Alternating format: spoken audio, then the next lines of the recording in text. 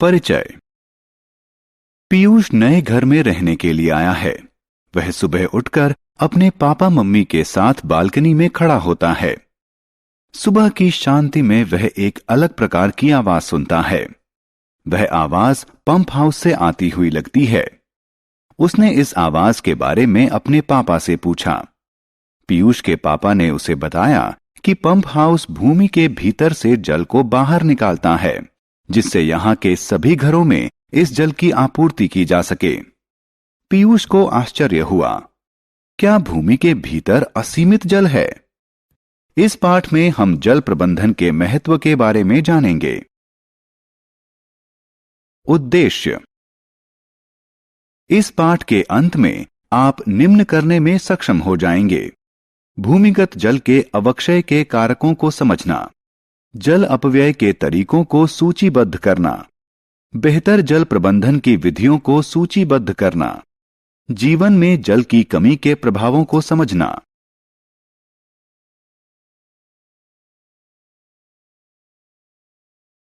भूमिगत जल के अवक्षय के कारण बढ़ती हुई जनसंख्या। जैसा कि हम सभी जानते हैं कि विश्व की जनसंख्या तेजी से बढ़ रही है। लोगों की घर, कार्यालय, दुकान, सड़कें और पटरियों की जरूरतें भी बढ़ रही हैं। नई इमारतों के निर्माण के कारण पार्क और खेल के मैदान जैसे खुले क्षेत्र सीमित हो गए हैं। पक्की सड़कों के निर्माण के कारण भूमि के भीतर वर्षा जल का रिसाव कम हो गया है। इसके अतिरिक्त निर्माण कार्यों के लिए भारी मात्रा में जल की आवश्यकता होती है। इसके लिए भी भूमिगत जल का ही इस्तेमाल किया जाता है। इन सब के कारण भूमिगत जल का अवक्षय होता है।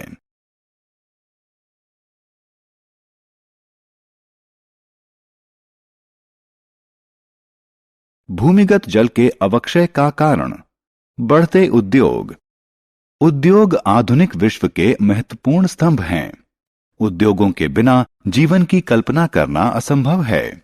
हमारे द्वारा दैनिक जीवन में इस्तेमाल किए जाने वाले लगभग सभी चीजें जैसे कपड़ा, कागज, औषधियां, कॉस्मेटिक्स इत्यादि उद्योगों में ही निर्मित होती हैं। औद्योगिकरण एक सतत चलने वाली प्रक्रिया है जिसका कोई अंत नहीं है। बढ़ती हुई जनसंख्या की बढ़ती हुई जरूरतों को पूरा करने के लिए प्रतिदिन नए उद्योग स्थापित हो रहे हैं। ये उद्योग उत्पादन प्रक्रिया के लिए प्रतिदिन भारी मात्रा में भूमिगत जल का इस्तेमाल करते हैं, जिस कारण भूमिगत जल का अवक्षय होता है।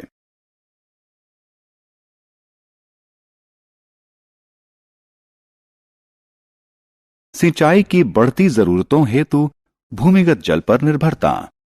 आपने समाचार पत्रों में पढ़ा होगा और टेलीविजन पर भी देखा होगा कि एक किसान के लिए फसल बर्बाद होना किसी आपदा से कम नहीं है। भारत में आज भी अधिकांश किसान अपने खेतों की सिंचाई के लिए वर्षा जल पर निर्भर हैं। जब पर्याप्त वर्षा नहीं होती है तो फसलें बर्बाद हो जाती हैं। इसलिए सिंचाई व्यवस्था पर जोर दिया जाता है। फसलों को नियमित जल आपूर्ति हेतु ड्रिप इरिगेशन, स्प्रिंकलर इरिगेशन जैसी सिंचाई की व्यवस्थाएं की गई हैं, चाहे वर्षा हो या न हो। इस प्रकार की सिंचाई व्यवस्था भूमिगत जल पर निर्भर है, इसलिए इससे भी भूमिगत जल का अवक्षय होता है। जल का वितरण। आप टेलीविजन पर समाचार देखते होंगे। विश्व के एक भाग में बाढ़ का प्रकोप है, जबकि दूसरे भाग में गंभीर सूखा है। बाढ़ और सूखा एक साथ, क्या ये आपको विचित्र नहीं लगता? इस विचित्र घटना के लिए विश्व के देशों में जल का असमान वितरण है। यहां तक कि एक देश के विभिन्न क्षेत्रों में भी जल का वितरण असमान रूप से होता है। एक ओर रेगिस्तान है जहां बहुत कम वर्षा होती है और दूसरी ओर आर्द्रता वाले क्षेत्र हैं जहां भारी वर्षा होती है।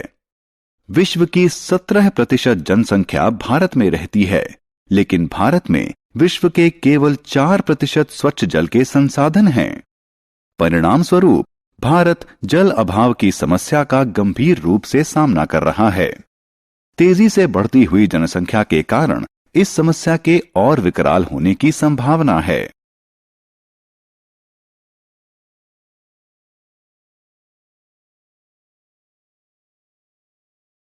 जल का कुप्रबंधन। आपने स्कूल जाते समय ध्यान दिया होगा कि टंकियों से जल अनावश्यक रूप से बह रहा है। आप देखते हैं कि लोग अपनी कार की धुलाई के लिए पाइप का इस्तेमाल करते हैं। आपने जल के टैंकर से भी जल रिसते हुए देखा होगा। हम में से सभी जाने अनजाने में ब्रश करने, नहाने, धुलाई करने और अन्य गतिविधियों में जल बर्बाद करते हैं। हम वर्षा जल को नालियों में बहकर बर्बाद होने देते हैं। क्या आप इस बर्बादी से चिंतित हैं? आपको चिंतित होना चाहिए। निस्संदेह स्वच्छ जल नवीनीकरण योग्य है, लेकिन यह सीमित है और कुप्रबंधन तथा अंधाधुंध इस्तेमाल के कारण इसका अवक्षय होता है। जल प्रबंधन।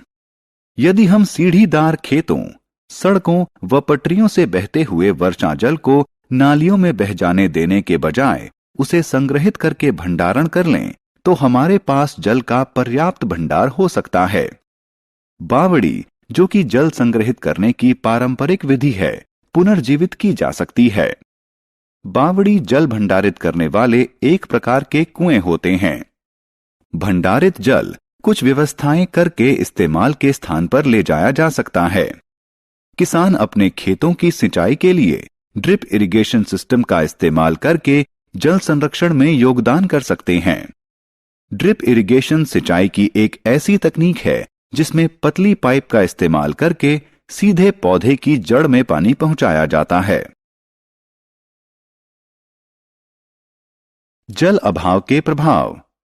आइए हम जल अभाव के कारण पौधों पर पड़ने वाले प्रभाव का अध्ययन करें।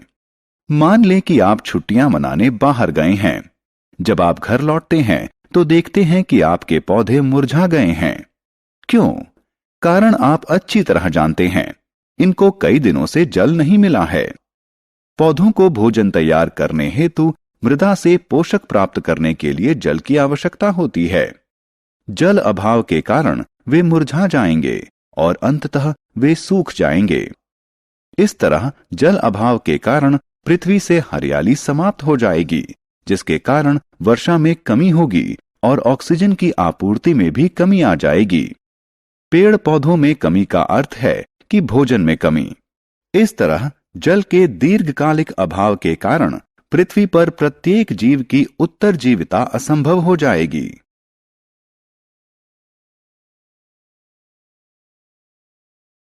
सारांश। आइए हमने जो कुछ सीखा है उसे संक्षेप में दोहराएं। नई इमारतों व सड़कों के निर्माण के कारण वर्षा जल का भूमि के भीतर रिसाव अवरुद्ध होता है। कृषि व उद्योगों में भारी मात्रा में जल के इस्तेमाल के कारण भूमिगत जल का अवक्षय होता है। पूरी पृथ्वी पर पानी का वितरण असमान है। वर्षा जल संचयन एक विधि है जिसके जरिए वर्षा के जल का संग्रहण, भंडारण और संरक्षण किया जाता है।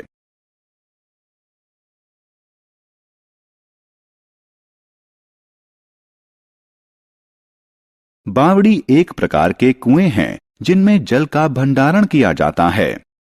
ड्रिप इरिगेशन सिंचाई की एक ऐसी तकनीक है जिसमें पतली पाइप का इस्तेमाल करके सीधे पौधे की जड़ में पानी पहुंचाया जाता है। जल के दीर्घकालिक अभाव के कारण पृथ्वी पर प्रत्येक जीव की उत्तरजीविता असंभव हो जाएगी।